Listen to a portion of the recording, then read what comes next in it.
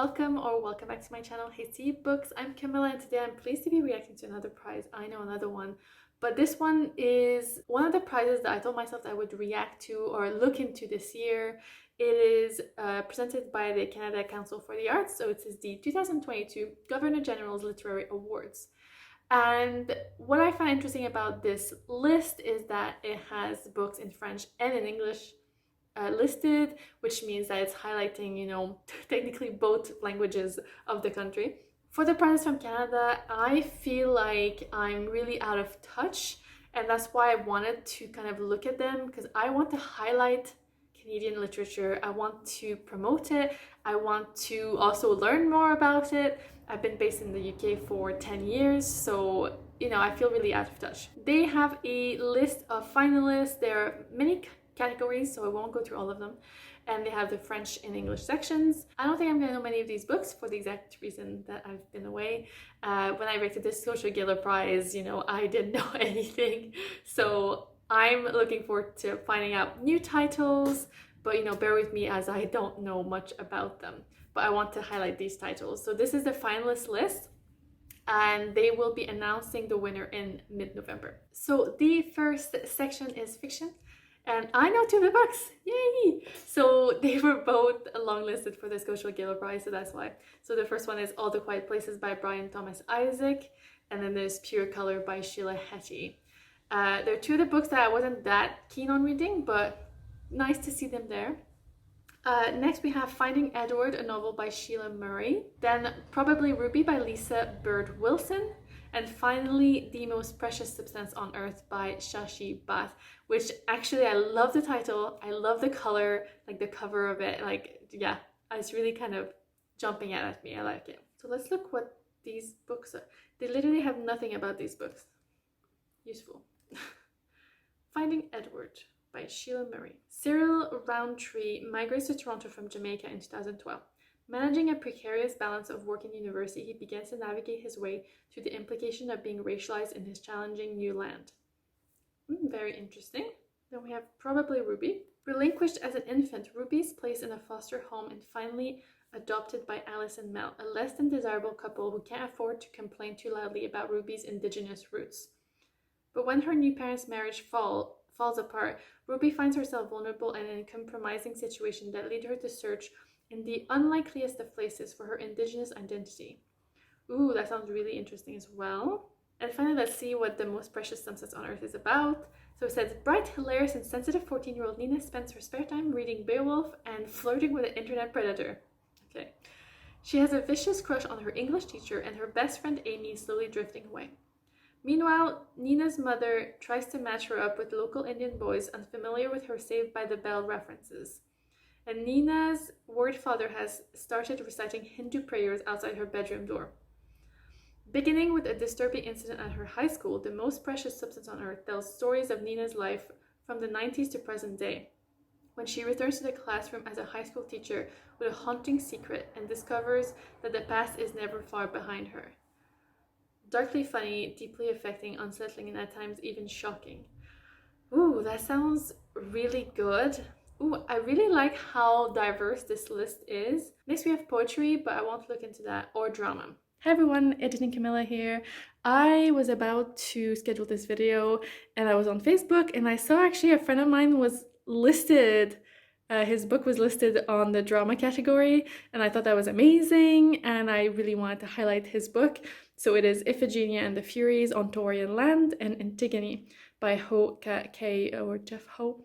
So a friend, acquaintance, we were at uni together, we were in a play together. So now I'm invested in this category and I hope he wins. I will definitely go out and buy this book. I try to make a point of buying books by people that I know. I feel like that's the least that I can do, so I'll be looking it up for sure.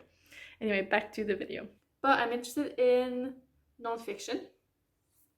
So first we have Aki Wayne Z, A Person as Worthy as the Earth by Ellie Baxter. Members of Ellie Baxter's generation are the last of the hunting and gathering societies living on Turtle Island. They are also among the last fluent speakers of the Anishinaabe language known as Anishinaabe Mowin. Akiwezi is a story about the land and its spiritual relationship with the Anishinaabe from the beginning of her life on Miskotaishi, Minis, Turtle Island, to the present day. Baxter writes about Anishinaabe life before European contact, his childhood memories of trapping, hunting, and fishing with his family on traditional lands in Treaty 9 territory, and his personal experience of surviving the residential school system.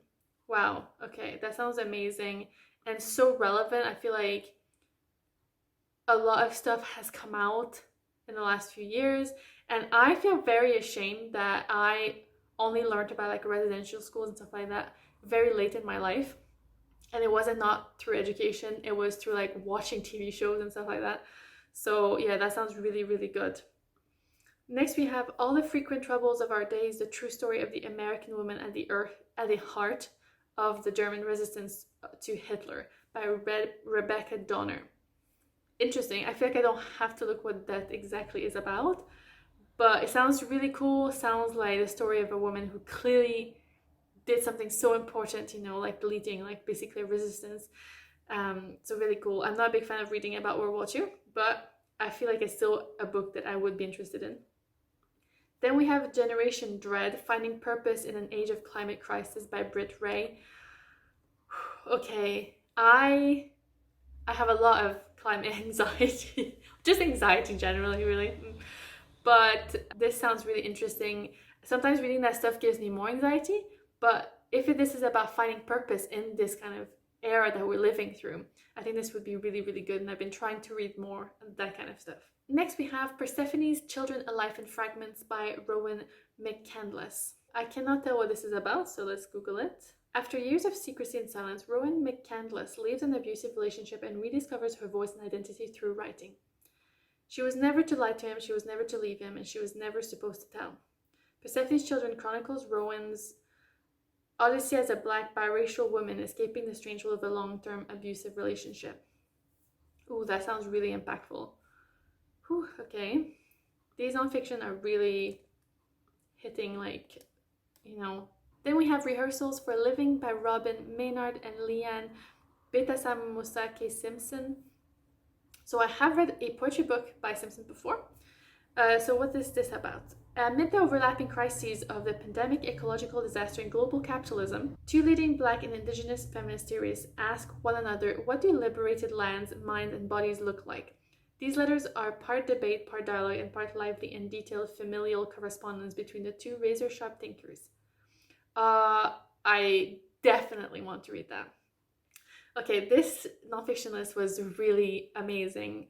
I think I would read all of them actually. So this, yeah, very, very good. All right, and now let's look at the French book. I was really worried that there wasn't a French list, but turns out you had to like swipe and French was there. Okay, good. So the 5 books nominated in the fiction category are Jardin Radio from Charlotte Biron. Then it's Les Ombres Blanches by Dominique Fortier. Mille secrets, mille dangers, Alain Farah. Sans refuge, Maryse Andraos. Et Tableau final de l'amour by Larry Tremblay. Yeah, I've not heard of any of these books. I will look them up. I know that my channel's in English, so I will not dwell on the French books too much, but I wanted to highlight them anyway. And oh, I was gonna skip poetry as well, just like I did in the English, but I'm seeing here that Enfants du Lichen, Children from the Lichen by Maya Cousineau-Malin has been listed, and this was one of my favorite reads of the summer. So I read lots of poetry over the summer from Indigenous authors and Quebec authors, and this was my favorite, I think, of all the ones I read. So I'm really glad to see it here. Good job, good job. So there's loads of other books, but God, this video is going to be long enough. I will be rummaging through all of them and just looking at that. I will be back when they announce a winner, so there'll be one for each category, so I can look more into whichever book has won. So I'm not looking at like 30 books like there is in front of me right now. But I'm really glad to see such a mix of different topics and authors, and it's very diverse yet again, which I'm really pleased about. Yeah, it's always good to look into Canadian literature for that reason. So let me know if you follow this prize, if you've maybe looked into any of these books, if you've read them, what you thought about them, if any one of them has sparked your, enthusiasm in the very short descriptions that I've given.